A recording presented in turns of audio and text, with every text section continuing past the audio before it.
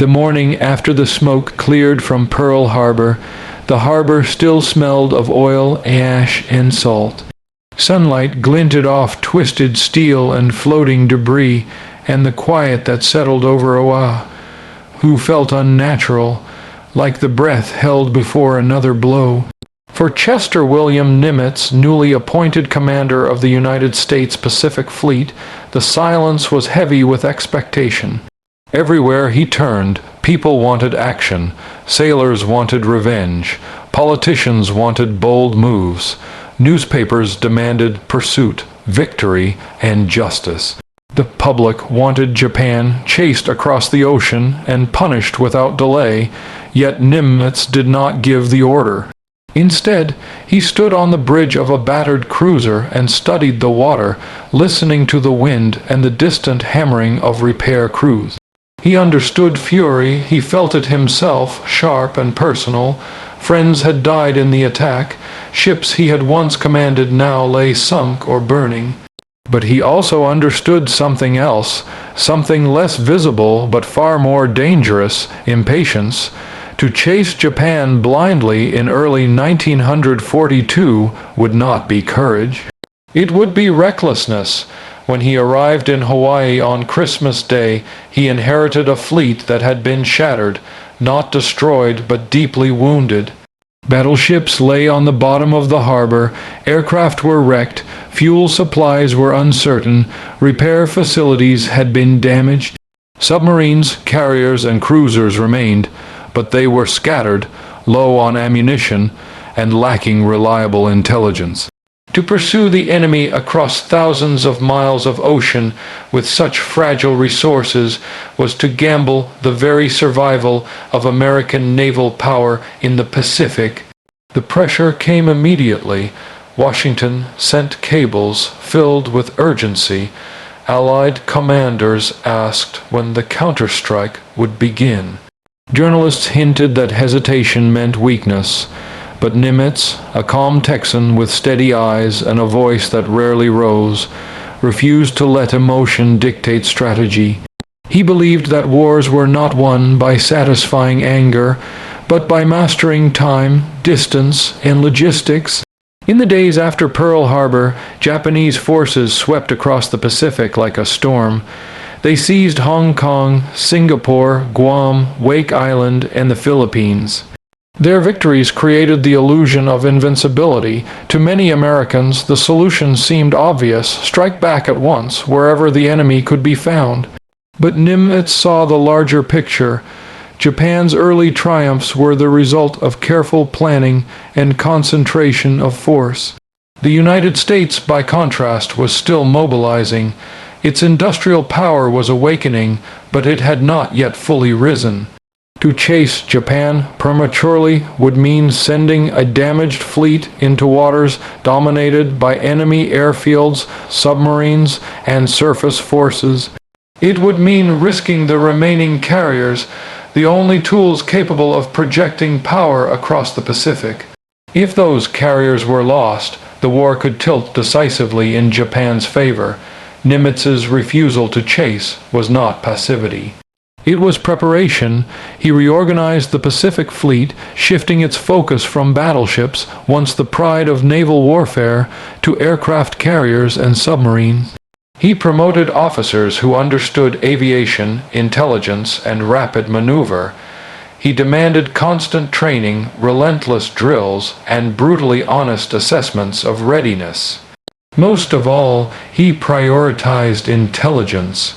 He placed enormous trust in the cryptographers working in dark rooms across the Pacific, men and women deciphering fragments of intercepted Japanese messages.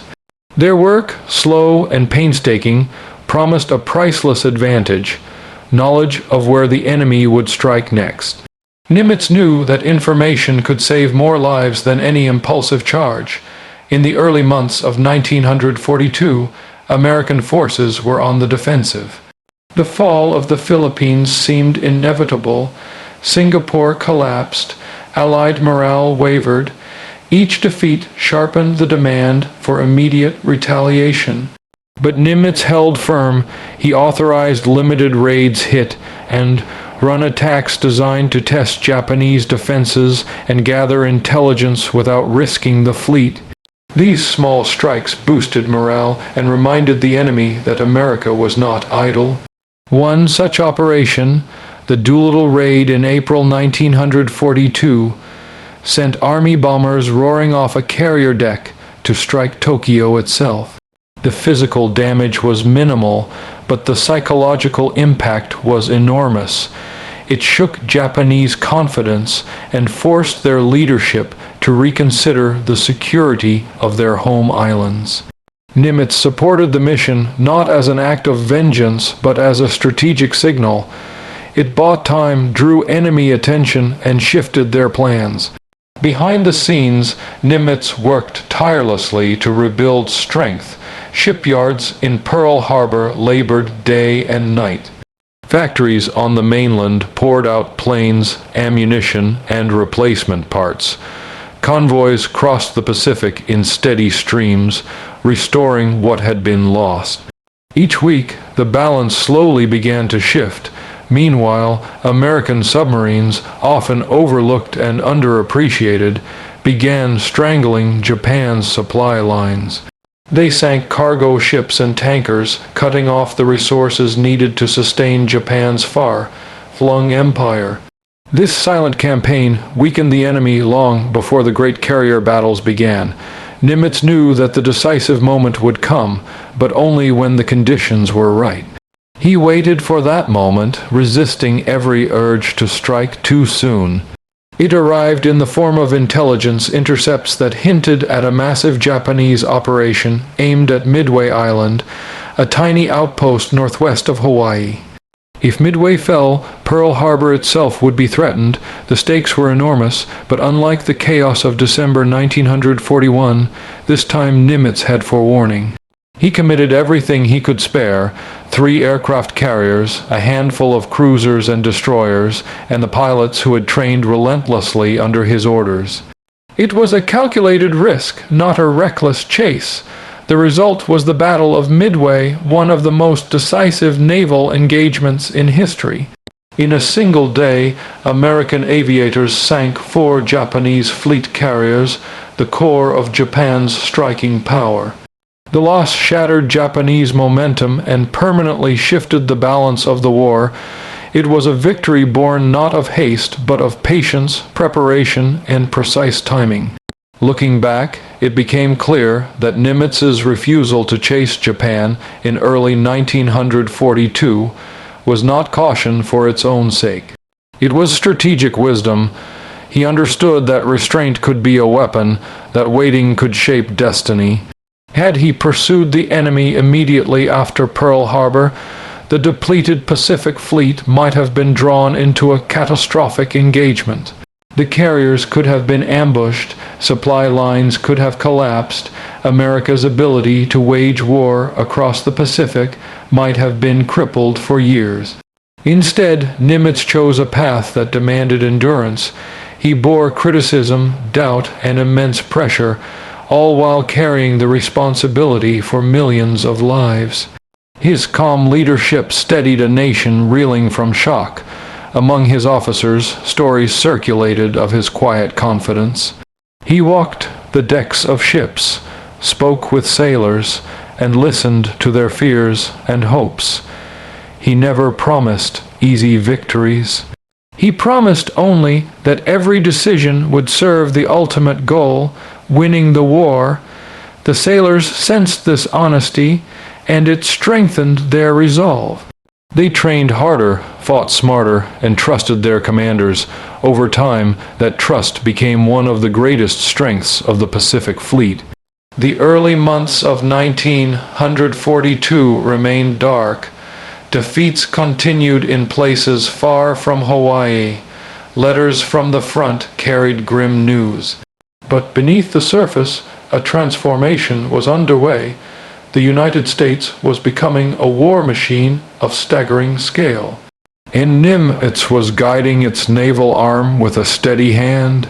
By refusing to chase Japan blindly, he preserved the fleet, built strength, and set the stage for a campaign that would eventually roll across the Pacific, island by island, until American ships anchored in Tokyo Bay itself.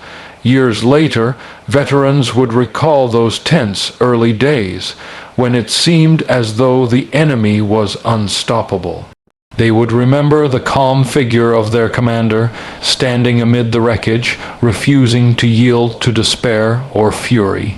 His restraint, they realized, had been an act of profound courage, because in war, the hardest decision is often not when to strike, but when to wait. And in waiting, Chester W., Nimitz changed the course of history, but the story of his restraint does not end with Midway. The months that followed proved just how deeply his early choices shaped the long struggle ahead. With Japanese momentum broken, Nimitz began the slow, grinding advance across the Central Pacific. Each step forward demanded meticulous planning. Every island was a fortress, bristling with guns, bunkers, and determined defenders. To attack recklessly would cost tens of thousands of lives. Nimitz refused to waste them.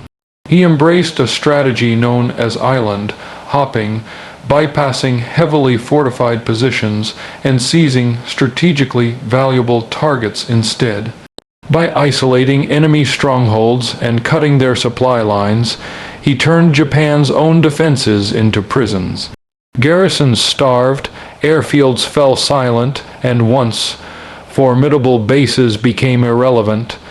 This approach, born of patience and calculation, mirrored his earlier refusal to chase. Again and again, Nimitz chose efficiency over spectacle, progress over pride. Each victory built upon the foundation laid in those first critical months. At sea, carrier task forces became the spearhead of American power. Their operations required flawless coordination among pilots, deck crews, engineers, and commanders. Nimitz fostered a culture of innovation, encouraging experimentation and rewarding initiative. New tactics emerged, refined through relentless training and combat experience. Submarines tightened their grip on Japanese shipping. By late 1943, Japan's economy strained under the weight of constant losses. Oil shortages crippled their navy. Food shortages spread hunger among both soldiers and civilians. The empire, once expanding in every direction, began to shrink. Through it all, Nimitz remained a steady presence. He did not seek glory. He rarely made dramatic speeches. His leadership was defined by clarity, fairness, and quiet resolve. When mistakes occurred, he addressed them without blame, focusing instead on improvement. This atmosphere of trust allowed innovation to flourish.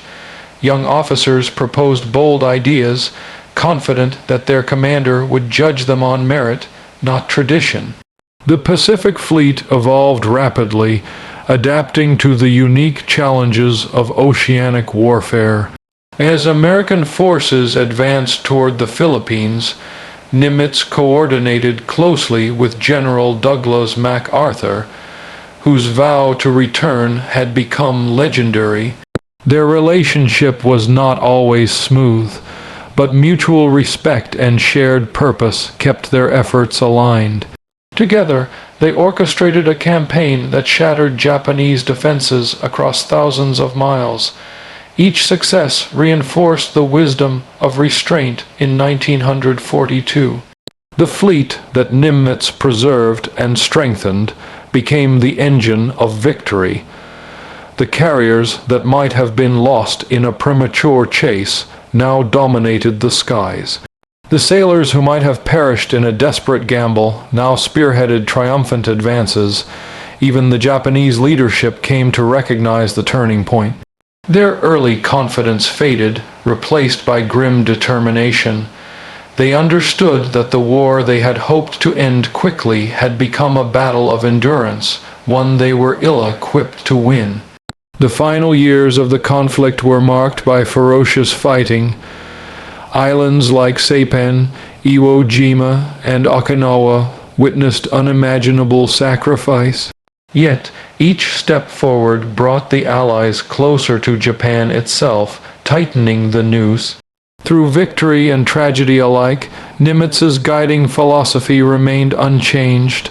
Preserve strength, strike decisively, and never let emotion override judgment. When the war finally ended, and the Japanese formally surrendered aboard the USS Missouri in Tokyo Bay, Nimitz stood among the Allied leaders. The moment was solemn, not triumphant. He knew the cost of the journey that had led there. For many, that ceremony marked the conclusion of a global struggle. For Nimitz, it represented the fulfillment of a responsibility he had accepted on a shattered harbor nearly 4 years earlier. In retrospect, historians would point again and again to those first months of 1942. They would analyze the alternatives, the pressures, the potential disasters narrowly avoided. They would conclude that Nimitz's refusal to chase Japan was among the most consequential decisions of the entire war. It was a decision rooted in humility, patience, and profound understanding of warfare. It demonstrated that true leadership is not defined by dramatic gestures, but by the courage to choose the harder, wiser path.